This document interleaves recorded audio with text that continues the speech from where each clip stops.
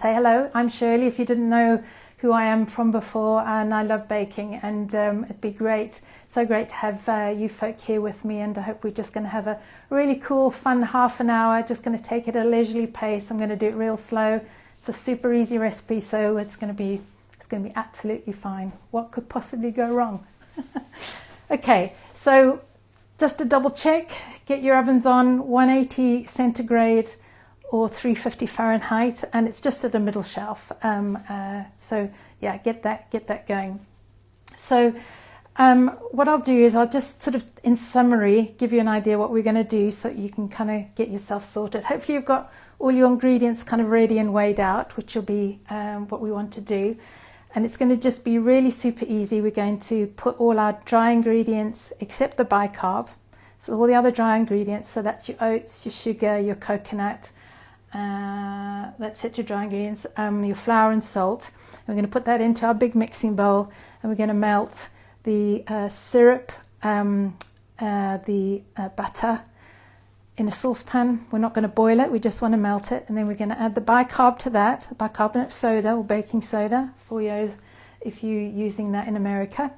We're going to give that a stir, then we're going to pour that all into the big bowl with our dry ingredients, give it a mix, and then we're going to spread that, pack it into our baking tin, and then we're going to bake it. So really super easy. So that just gives you an idea of what we're going to do. So hopefully if anybody new has joined, get your oven on to 180 centigrade, that's 350 Fahrenheit. So first of all as well, we just need to make sure our tin is ready. So I think in the instructions I gave you, it's a 20 centimeter tin, so something like this. If it's got a loose bottom, that's ideal. If it hasn't, don't panic, that's fine. I'm actually going to be using a 20 centimeter cake ring on a tray, so you could do that as well if you didn't have a tin. And I'm just going to show you a couple of ways that might help when you get to line the tin if you've not done that already. So if you've got a tin and you want to be really quick with it, so you've cut your parchment, you need it so that it can come up the sides a bit, because particularly if you've not got a loose bottom tin, once it's baked, we want to be able to lift it out with no difficulty. So if you want to do it a real quick way, and you've got your parchment paper here, just scrunch it up like that, straighten it out, and it's now much easier to work with to fill your tin. And you can just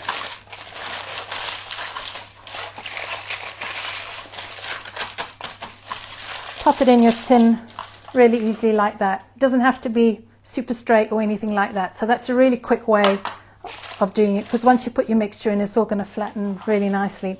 If you want a really neat way of doing it, which is kind of what I've done here with my cake ring, is, so I've still got it 20 centimeters, but I've just got it on a baking tray with a silicone mat on, is I've actually cut 2 equal portions of parchment, and you can line it, you stick one piece in that way. Hopefully you can see what I'm doing on the camera there, and then the other one just goes in the other way.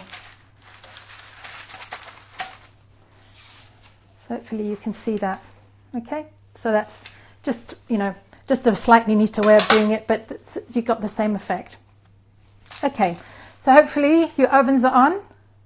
You've got your baking tin lined, and we're now ready to get going. So first of all, if you've got your small saucepan, we're going to put our butter into the saucepan. And if you have got it cut up into smaller pieces, that does help the melting process. It's not essential if you haven't. And now into this pan, we want to put our golden syrup or dark corn syrup, if that's what you're using. Now, as a little trick, I've got some hot, so boiled water in this cup with my tablespoon. And because golden syrup here in the UK is quite sticky and viscous, it's quite difficult to get off the spoon. But as a little trick is you can put it in hot water so that it's nice and hot.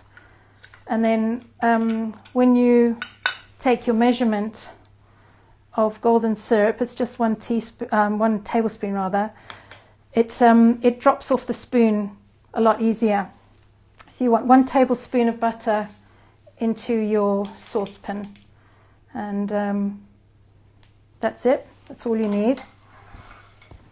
And now I'm going to put that onto the hob here, and I just want to melt it. I'm not boiling it, so you could put it onto sort of a medium kind of heat.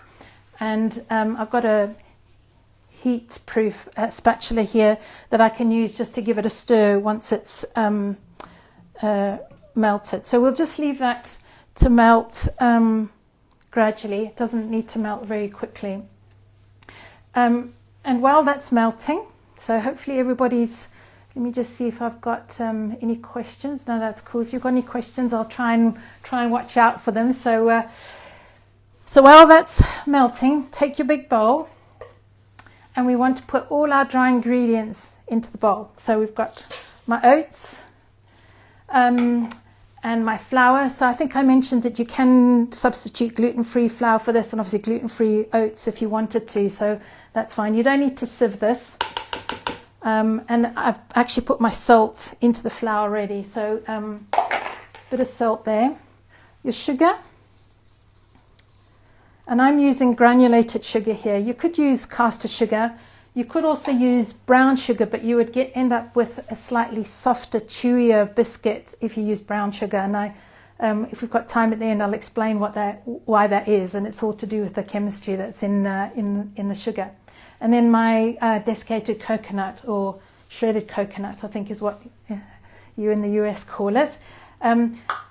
Sometimes you do need to be careful with desiccated coconut, because sometimes it comes sweetened, and sometimes so just watch the packet carefully, because this recipe is really sweet as it is, and I wouldn't recommend that you use a sweetened coconut.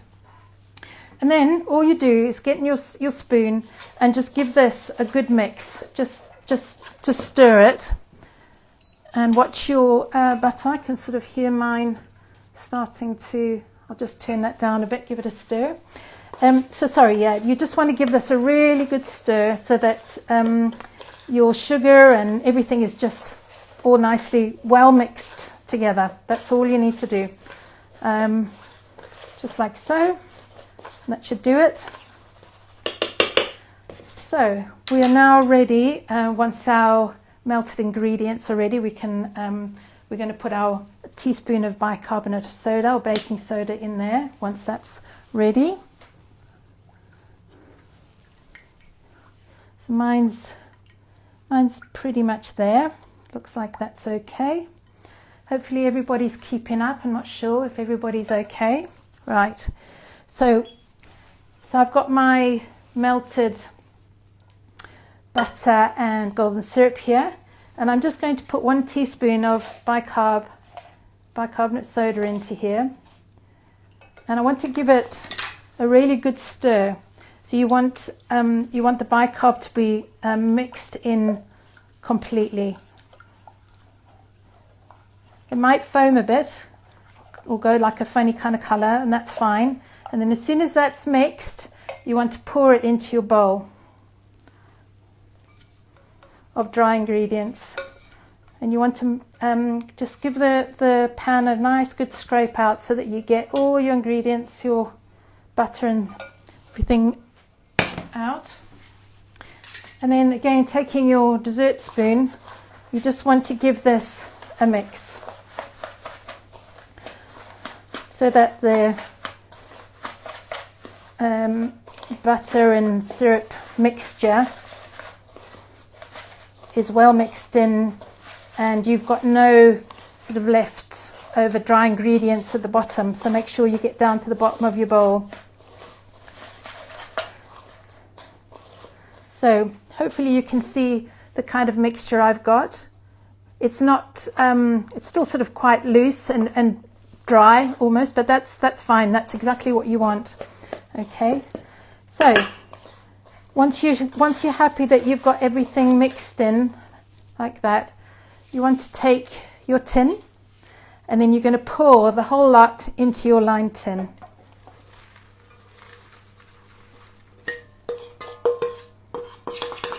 And your bowl should be pretty clean, because this comes out really easily.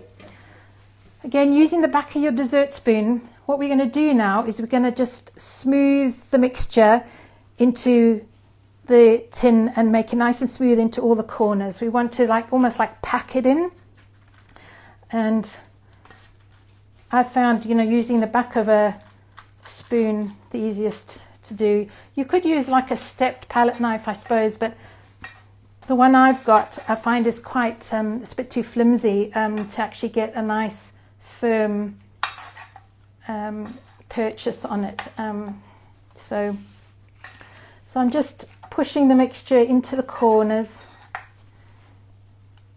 and rubbing it backwards and forwards just to get a nice firm and even finish.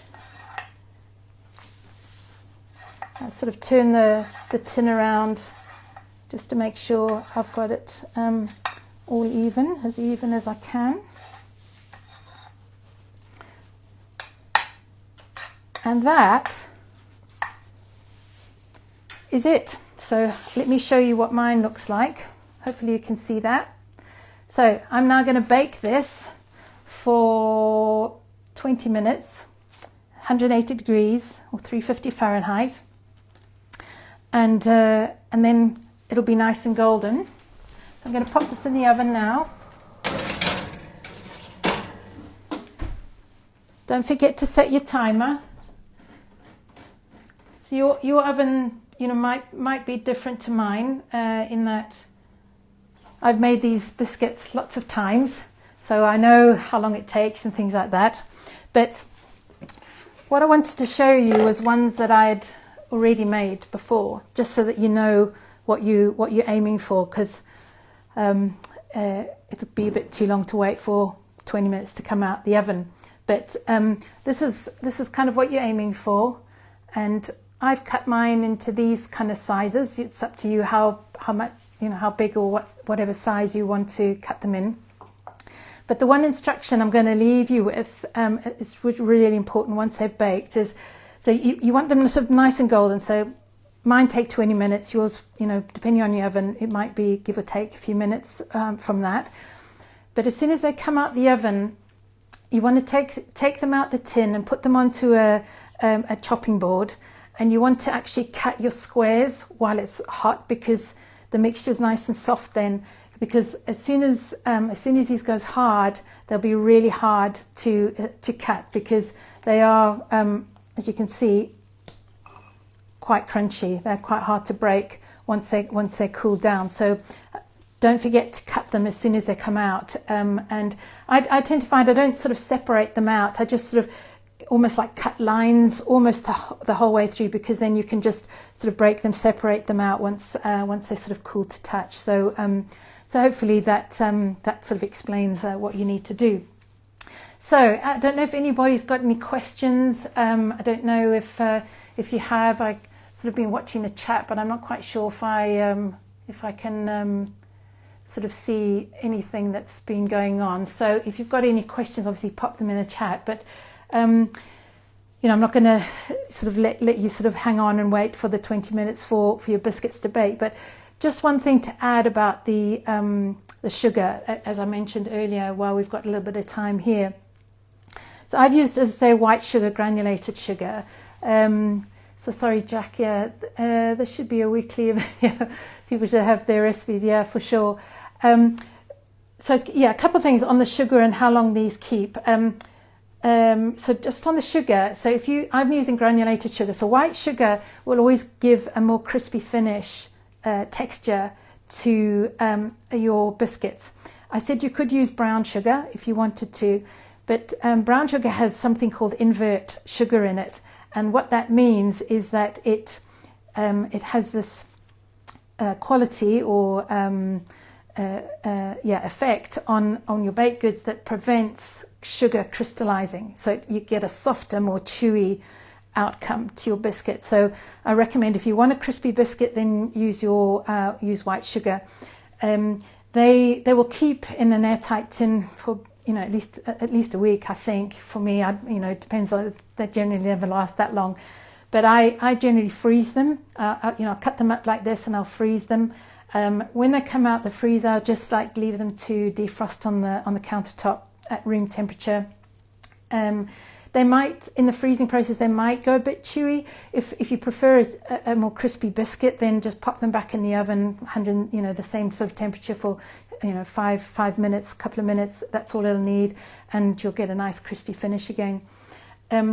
What I found is these are great little gifts if you're thinking about something coming up for Christmas, and some of you over in the US or your Thanksgiving, maybe you want to make some nice homemade things for presents.